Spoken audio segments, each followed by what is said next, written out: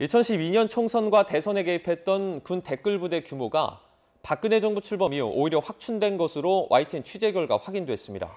박근혜 정부가 국정 운영에 댓글 공작을 활용했다고 의심할 수 있는 대목입니다. 이대건 기자의 단독 보도입니다.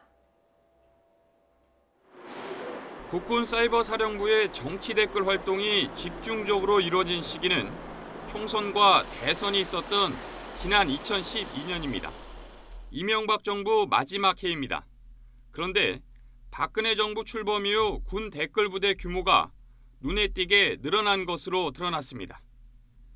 댓글 공작을 직접 맡았던 군사이버사 530 심리전단의 2012년 인원은 군인과 군무원을 합쳐 모두 116명.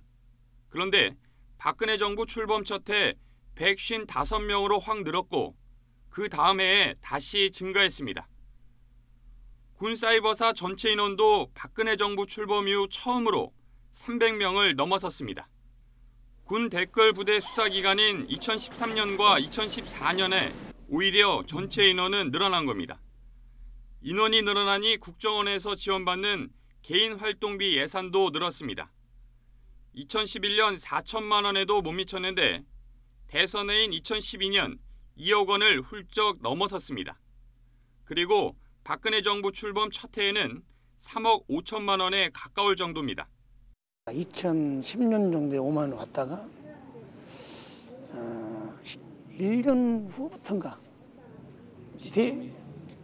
대선이 다가오기 전 1년 전부터인가 받은 것 같아요. 한 1년 6개월 받은 것 같아요. 내 기억에. 내가 2013년 9월까지 받았으니까. 인력과 예산뿐만 아니라 장비도 크게 늘었습니다. 정치 댓글 활동에 활용된 PC는 2012년 50대에서 박근혜 정부 첫 해에 2배 이상 늘었습니다. 인터넷 회선도 2012년 97회선에서 2013년에는 2배 가까이 크게 늘어났습니다.